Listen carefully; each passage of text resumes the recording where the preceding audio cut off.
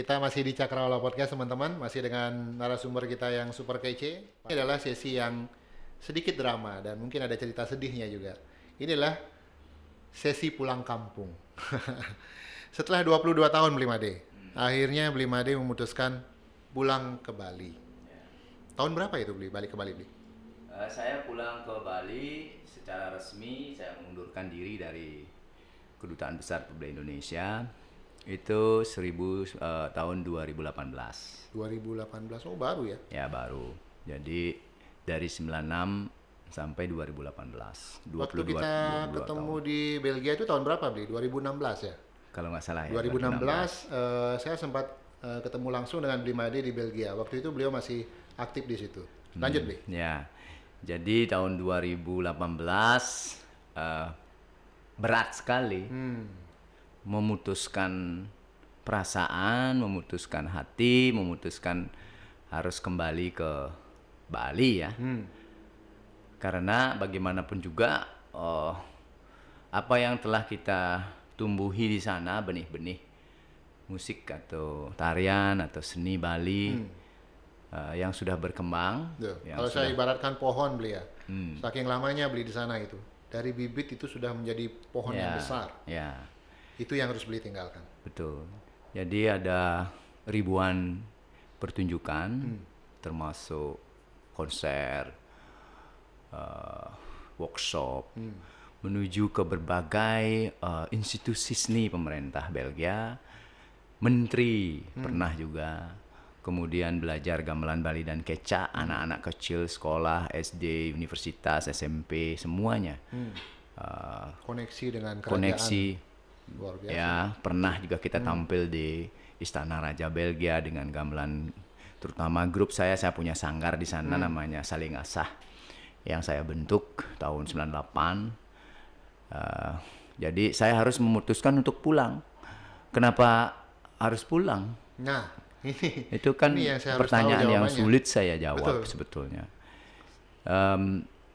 Ketika saya menjadi klien Banjar, saya menyampaikan secara resmi kepada mereka, teman-teman Bali, bahwa mohon maaf, saya harus pulang ke Bali karena ya saya juga merasa bahwa mungkin saatnya saya harus pulang. Oke. Saya juga punya family, keluarga terdekat di Bali. Di samping itu juga, ya saya juga orangnya tidak ingin juga kehidupan itu begitu-begitu terus. Saya juga ingin mencoba yang lain. Kemudian di Bali kan juga ada keluarga yang menunggu. Memang agak sedikit membingungkan perasaan pada saat itu. Di satu sisi teman-teman di Belgia, kenapa Bli harus pulang Bli, padahal puronya ini besar, ada di sini, ada sesuonan dan lain sebagainya. Memang agak susah buat saya untuk menyampaikan ke mereka.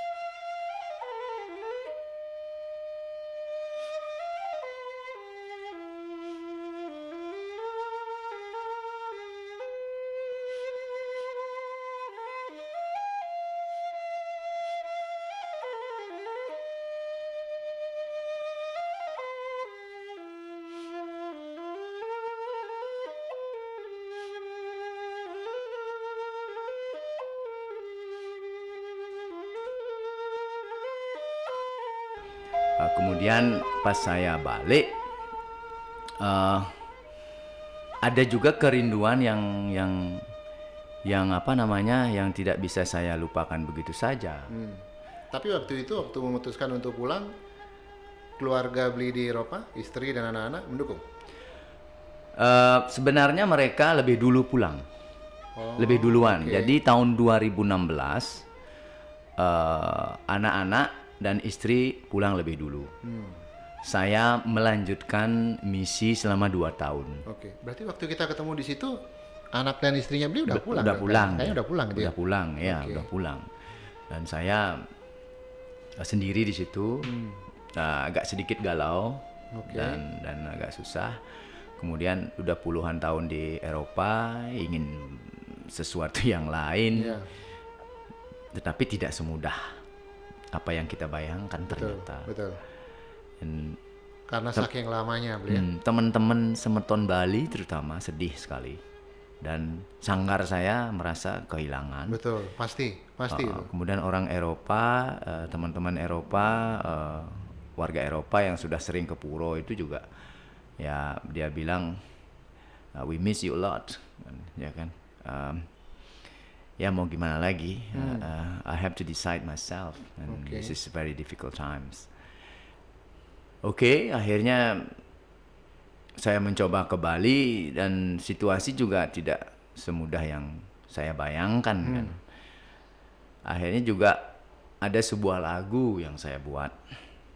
Ya mungkin Sebagai ekspresi dari pernah kegalauan ekspresi beliau. ya kegalauan, ada Dwi Semara gitu. Dwi Semara. Artinya apa, Bli? Cintanya mendua. Maksudnya untuk Ya. Belgia dan Bali kan? Ya, jadi mencintai dua tempat. Oke. Bali sebagai tempat kelahiran dan Belgia sebagai tempat untuk munculnya produktivitas saya berkarya, kreativitas di sana. Benar. Dan Ide-idenya saya muncul mendapat di situ. ide-ide, banyak pengalaman, dan ini sulit. Ya, ya. Jadi mau pilih yang mana, saya bingung. Itu digambarkan dengan apa lagu Dwi Semara itu? Ya, dengan lagu Dwi Semara dengan gamut atau dengan suling. Dengan suling. Oke. Saya mau dengar, Bli. Mungkin Saya mau dengar, Bli. ya bisa agak dengarnya sedikit melankolis sepadaan. Oke. Tapi lagu ini pernah saya tampilkan di musik publik Belgia.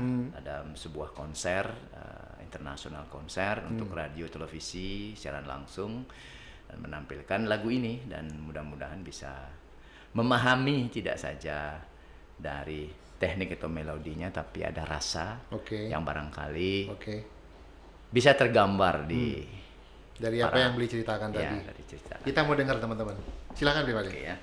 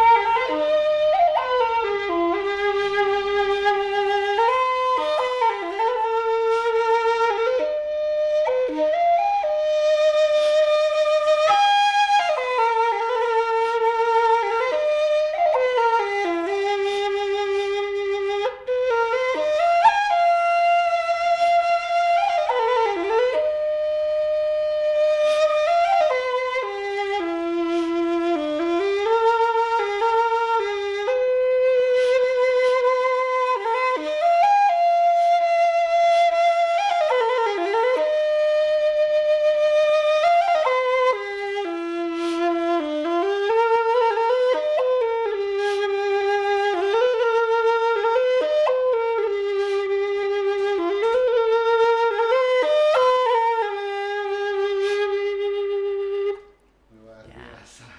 Nah, itulah lagunya Dwi Semara. Jadi, saya bisa Ya. paham kondisinya itu. Menggambarkan kesedihan, kegalauan. Ya. Tapi sebuah keputusan harus diambil, Bli, ya. Keputusan harus diambil, ya sulit, tapi ya kita tidak bisa melihat ke belakang terus, kita harus punya maju. masa depan. Kita punya masa depan. Oke, semangat Bli Made. Hmm. Kemudian sampai di Bali nih ceritanya. Mhm. Apa yang Bli rasakan begitu pertama kali menginjakkan lagi kakinya di Bali dan tahu bahwa Bli Made akan memutuskan untuk tinggal Di Bali, ya. Ada rasa sedih, tambah sedih lagi. tambah sedih lagi. Tambah sedih lagi. Ketika kita pulang, orang tua kan kita menunggu. Betul. Saya sudah memutuskan pulang, orang tua kedua meninggal. Keduanya meninggal. Bayangkan. Astaga. Ingin kita bertanggung jawab gitulah sebagai anak paling kecil supaya kita bisa ngurus gitu loh, bapo jak meme kan gitu. Wah, ternyata dia keburu meninggal. di tahun 2015 itu. Oke. Dan aduh, tidak bisa kita. Dan dia meninggalnya tuh 6 bulan kan. Jarak mereka berdua. Mereka itu kan seniman janger berdua. Mereka meninggal apa ya, bilanglah happy hidupnya dia. Dan dia senang, dan dia sudah di mana sekarang. Ketika kita mau pulang, anak cucu-cucunya dilihatnya, ternyata dia sudah tidak ada lagi. Ya. Nah, itu salah satu. Di situ itu tambah suatu lagi. kondisi yang bikin Kondisi shock yang juga sulit. Belum lagi pada saat itu saya di Belgia, sebelum pulang ya, saya banyak mendapatkan mobil saya ingat tuh, parkir udah benar, parkir di depan rumah. Ada orang malam-malam kena vandalisme. Vandalisme bukan Dipukul? kacanya dikemplong pakai batu. Oh ya. Saya dipencet sama polisi, mobil kamu itu kena batu, masa? Nah, itu. Jadi ternyata situasi sulit itu kita akan kena lagi sulitnya. Terus tambah lagi sulitnya. Nah, bagaimana kita memanage situasi itu? Nah, di sini mungkin adalah sebuah kesabaran kita yang harus kita hadapi. Kita harus menghadapi masalah-masalah seperti itu. Bagaimanapun juga ya, dia juga akan lewat aja masalah, walaupun challenge kita berhadapan dengan situasi itu tidak gampang. Tapi sudah tiba di Bali ya sudah, mau diapakan lagi. Betul. Dan kita harus menuju ke dunia baru. Betul. Kita harus melangkah ke hal-hal yang lain, mencoba mencari sesuatu atau kesempatan apa saja. Dan ya kena pandemi. Oke. Sebelum pandemi kayaknya sempat buka resto ya? Ya. Memang menekuni dunia memasak ini sudah sejak dari Eropa kemarin? Iya. Kebetulan istri saya jago masak. Wah. Dia kerja di restoran Indonesia di Brussel. Namanya restoran Garuda. Dia udah spesialisnya apa ya? Jadi sebagai apa saja, penari di situ, juru masak, waiters apa namanya itu, waitress itu. Terus aktif lah dia, dan dia juga sering kita diundang, ada acara Indonesia bingung mencari tukang masak ya kita masak. Jadi kita sudah biasa yang namanya gastronomi kuliner gitu. Bikin bakso harganya 5 euro. Kan lumayan 5 euro bro, 60.000. 60.000 ya. Cuman bakso 3 pentolnya. Jadi kita bersemangat. Berarti itu sudah dilakukan semenjak di Eropa ya? Sejak lama saya sudah melakukan itu, bikin nasi bungkus. Dengan di kantor saya butuh nasi bungkus makanan Bali, ya udah beli dia berapa harganya, satu box itu 7 euro. 7 euro. Lumayan 100.000 rupiah satu kan. Akhirnya ya lama kelamaan kenapa kita tidak coba di Bali. Istri saya yang sebagai chefnya. Di mana buka restoran? Di Kuto sih. Di Kuto? Di Kuto di mana di Jalan Mataram itu.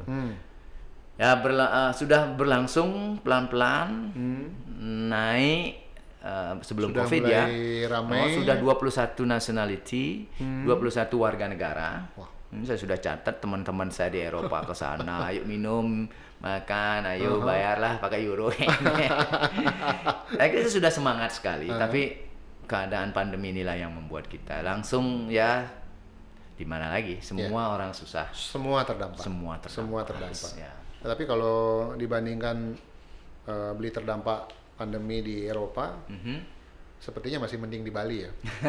Bukan berarti mending ada pandemi, bukan. Artinya paling tidak ada keluarga tentunya kan? Ya di sini kita dekat dengan siapa saja. Ada apa namanya? Tidak dingin di sini. Kan dingin itu. Betul. Ya dijalani. Kita jalani, harus dijalani bagaimanapun juga kan. Betul. Makanya jadi sekarang restoran sementara tutup dulu. Ya. Dulu dan tidak bisa online ya. Online. Nah, itu namanya warung ciat itu. Warung ciat juga namanya. Saya namakan warung ciat. Nanti kalau buka lagi saya harus diundang ke sana ya. Iya, mari. Mudah-mudahan situasi kembali ya bisa jadi. Kita lihat saja nanti. Kita lihat nanti. Kita lihat sambil jalan. Ya. Kemudian dengan kegiatan berkesenian Blimade. Setelah kemarin di Eropa disibukkan dengan berbagai kegiatan baik di KBRI, di bidang seni. Apa yang terjadi begitu Bli sampai di Bali dengan kegiatan berkesenian Bli, Madi? Saya sampai di Bali 2018 lumayan ada keaktifan, ada mendapat undangan spesial dari Dinas Kebudayaan Denpasar. merekonstruksi suatu jenis kesenian waktu itu. Oke. Jadi saya memanfaatkan warisan yang ada di Pego, kakek saya, Kak Danjur, ada genggong. Genggong. Ya, genggong, alat musik genggong, kita rekonstruksi. Genggong itu yang